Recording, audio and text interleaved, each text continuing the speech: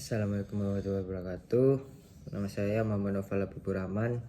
NIM 200202111049. Di sini saya akan menjawab soal hukum persaingan usaha. Yang pertama, jelaskan apa yang dimaksud dengan hukum persaingan usaha di Indonesia dan dasar hukum apa saja yang berkaitan dengan hukum persaingan usaha di Indonesia. Yaitu 1. Hukum persaingan usaha di Indonesia mengacu pada serangkaian peraturan dan kebijakan yang bertujuan untuk mengatur dan mempromosikan persaingan yang sehat dan adil antara perusahaan di pasar. Tujuan utamanya adalah untuk mendorong efisiensi dan inovasi di sektor swasta, serta melindungi konsumen dari praktek-praktek bisnis yang merugikan. Dasar hukum yang terkait dengan hukum persaingan usaha di Indonesia adalah sebagai berikut.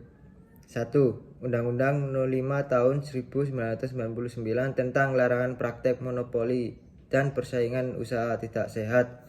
Undang-undang ini memberikan kerangka hukum untuk melarang praktek monopoli dan persaingan usaha yang tidak sehat di Indonesia.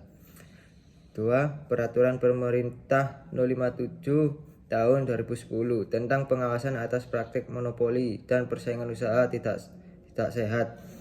Peraturan ini menetapkan prosedur dan mekanisme untuk pengawasan dan pencegahan praktik monopoli dan persaingan usaha yang tidak sehat. 3. Kebijakan keterbukaan dan persaingan usaha dalam rangka mendukung peringatan investasi, pertumbuhan, dan pemerataan ekonomi. Kebijakan ini dikeluarkan oleh Kementerian Koordinator Bidang Perekonomian dan menekankan pentingnya keterbukaan dan persaingan yang sehat dalam rangka mendukung pertumbuhan ekonomi yang inklusif. 4. Peraturan KPPU 01 Tahun 2019 tentang tata cara pelaksanaan program kepatuhan. Peraturan ini memberikan panduan tentang tata cara pelaksanaan program kepatuhan dalam menjaga kepatuhan terhadap hukum persaingan usaha. Selain itu, Komisi Pengawas Persaingan Usaha KPPU merupakan lembaga otoritas yang bertanggung jawab atas pengawasan dan penegakan hukum untuk hukum persaingan usaha di Indonesia.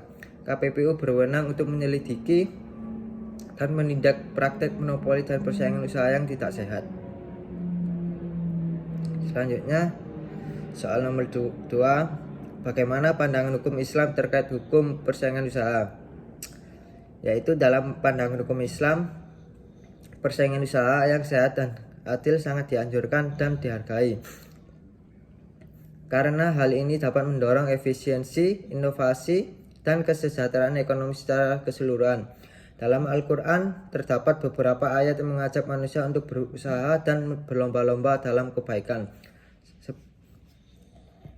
seperti Al-Ma'arij 4-5 yang artinya yang selalu mengerjakan sholat dan dalam hartanya terdapat hak tertentu bagi orang yang meminta dan orang yang tidak meminta, dan orang-orang yang yakin dengan hari pembalasan, dan orang-orang yang menjaga diri dari azab Tuhan mereka, dan orang-orang yang memelihara kemaluannya. Dalam hadis Nabi Muhammad SAW juga terdapat banyak penekanan mengenai pentingnya persaingan dalam kebaikan dan kebenaran. Salah satu contoh hadis adalah, kalian semua adalah pemimpin dan kalian semua akan dimintai pertanggungjawaban atas kepemimpinan kalian. Seorang pemimpin adalah pemimpin rakyatnya, dan dia akan dimintai pertanggungjawaban atas kepemimpinan rakyatnya. Seorang laki-laki adalah pemimpin atas keluarganya, dan dia akan dimintai pertanggungjawaban atas kepemimpinannya keluarganya.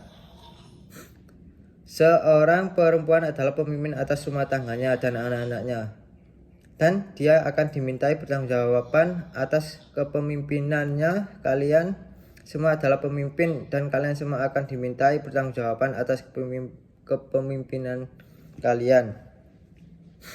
Dalam konteks bisnis, pandangan hukum Islam menekankan pentingnya adanya kejujuran, integritas, dan ketelitian dalam setiap aktivitas bisnis yang dilakukan.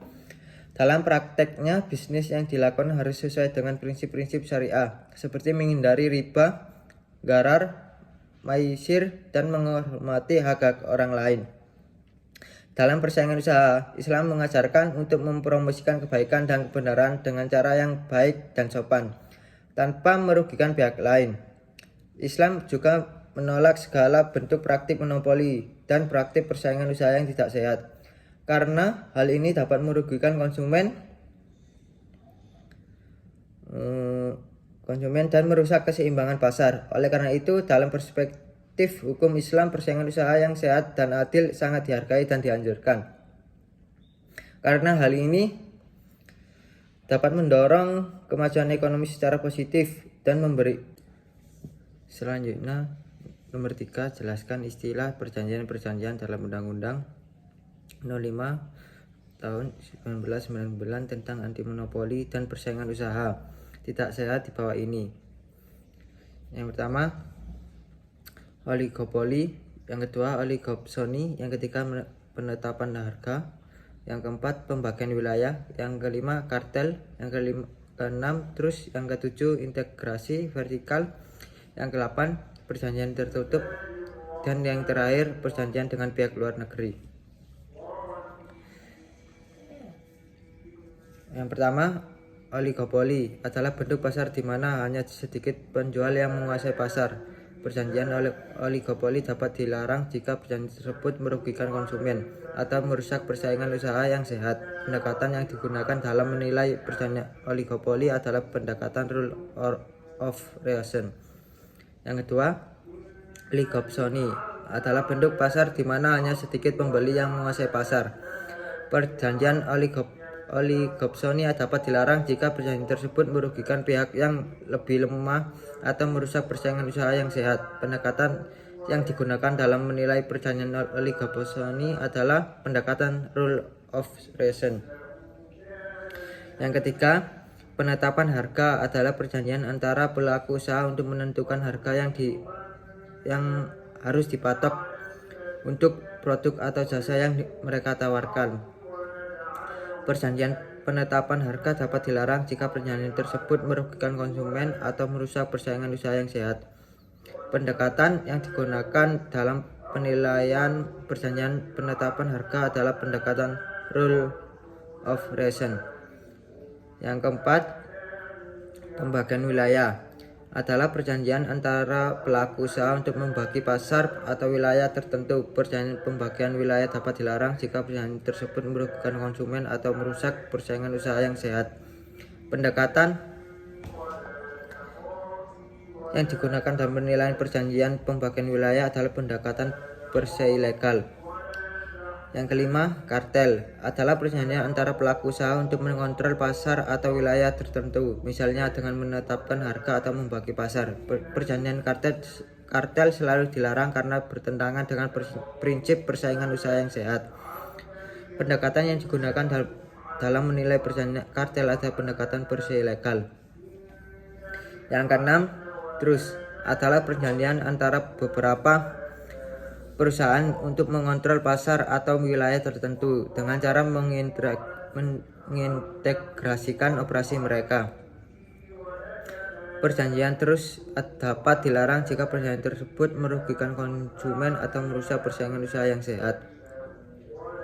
Pendekatan yang digunakan dalam penilaian perjanjian terus adalah pendekatan per se ilegal.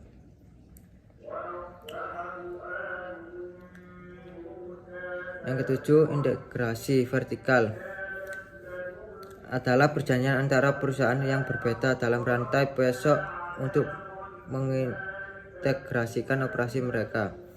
Perjanjian integrasi vertikal dapat dilarang jika perjanjian tersebut merugikan konsumen atau merusak persaingan usaha yang sehat.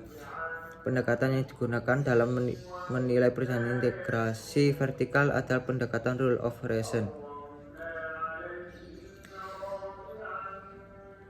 8. Perjanjian tertutup adalah perjanjian antara pelaku usaha yang hanya terbatas pada beberapa pihak saja. Perjanjian tertutup dapat dilarang jika perjanjian tersebut merugikan konsumen atau merusak persaingan usaha yang sehat. Pendekatan yang digunakan dalam penilaian perjanjian tertutup adalah pendekatan rule of reason. Yang terakhir, perjanjian dengan pihak luar negeri adalah perjanjian antara pelaku usaha dalam negeri dengan pelaku usaha dari luar negeri. Perjanjian dengan pihak luar negeri. Selanjutnya, nomor 4. Jelaskan istilah kegiatan yang dilarang dalam Undang-Undang 05 tahun 1999 tentang anti monopoli dan persaingan usaha tidak sehat di bawah ini. Yang pertama, monopoli. Yang kedua, monopsoni. Yang tiga, penguasaan pasar. Yang keempat, diskriminasi harga. Yang kelima, dumping. Dan yang terakhir, persekongkolan.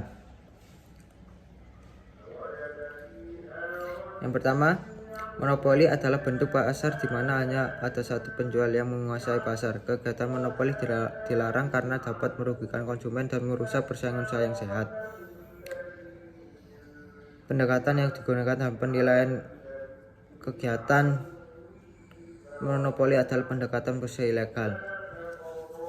Yang kedua, monopsoni adalah bentuk pasar di mana hanya ada satu pembeli yang menguasai pasar. Kegiatan monopsoni dilarang karena dapat merugikan pihak yang lebih lemah dan merusak persaingan usaha yang sehat.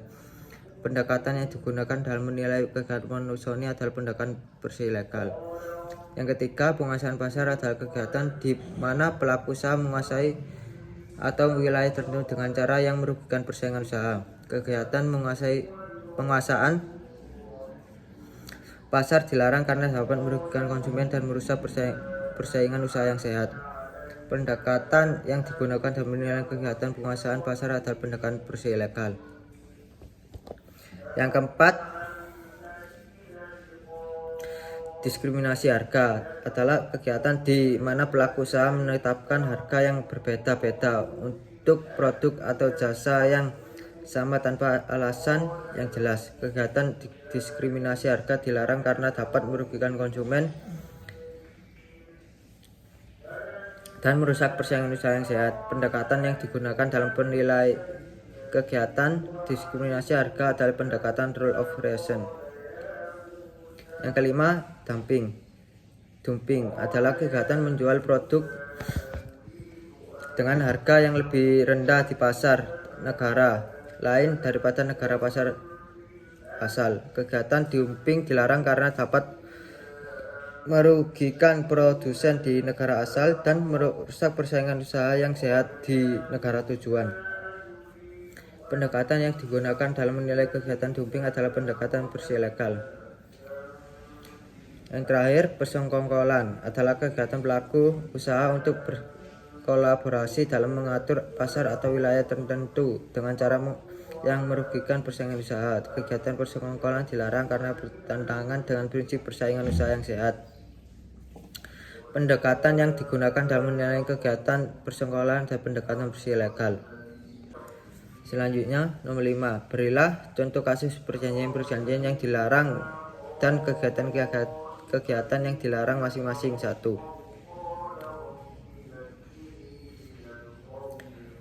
Contoh perjanjian yang dilarang: perjanjian kartel antara beberapa perusahaan minyak untuk menaikkan harga bahan bakar secara bersamaan. Perjanjian ini dilarang karena melanggar prinsip persaingan usaha yang sehat. Contoh kegiatan yang dilarang: kegiatan monopoli yang dilakukan oleh sebuah perusahaan telekomunikasi yang menguasai pasar ponsel secara penuh sehingga tidak ada pesaing yang mampu bersaing. Kegiatan ini dilarang karena merugikan konsumen dan merusak persaingan usaha yang sehat. Dan soal terakhir, jelaskan mengapa hukum persaingan usaha penting untuk dipelajari.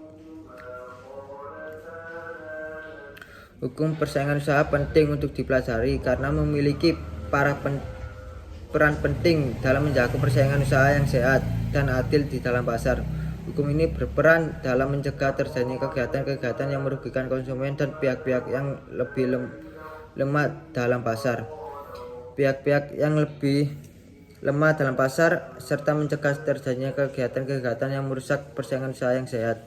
Dengan mempelajari hukum persaingan usaha, pelaku usaha dapat memahami batasan dan kewajiban dalam melakukan kegiatan bisnis di pasar. Mereka dapat mengetahui peraturan-peraturan yang dilarang dan diperbolehkan, serta dapat menghindari pelanggaran hukum yang dapat menyebabkan sanksi atau tuntutan hukum.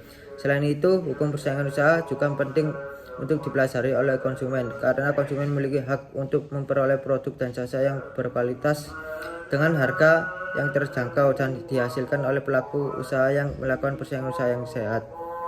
Dengan memahami hukum persaingan usaha, konsumen dapat memahami hak dan perlindungan yang mereka miliki dalam melakukan transaksi di pasar. Dengan demikian, mempelajari hukum persaingan usaha dapat memberikan pemahaman yang lebih baik tentang prinsip-prinsip persaingan usaha yang sehat dan adil, serta dapat memastikan terjaganya kepentingan konsumen dan pihak-pihak yang lebih lemah di dalam pasar. Terima kasih. Sekian. Wassalamualaikum warahmatullahi wabarakatuh.